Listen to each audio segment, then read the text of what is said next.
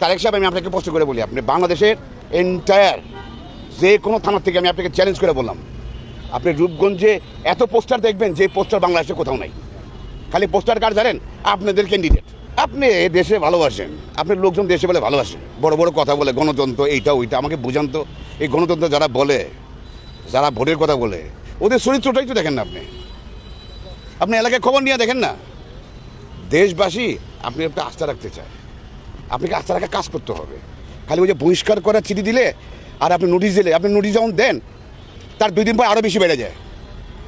আর যারা বহিষ্কার করেন ও সর্বোচ্চ সময় লাগে কি এই এই এই এই কী বলে, তো দলের এই জায়গা থেকে বহিষ্কার করা, এই জায়গায় জয়েন করতে লাগে 24 ঘন্টা। এগুলোর কোনো কাজ হবে না। আপনাকে এমন এমন পানিশমেন্ট নিতে হবে জনগণ যেন দেখতে পারে যে আপনি এই পানিশমেন্ট নিয়েছেন। জনগণ যেন আস্থা পায় যে না, তারেক সাহেবের সাথে আমরা এই দেশে গড়ার জন্য আমরা কাজ করতে পারবো আর কি।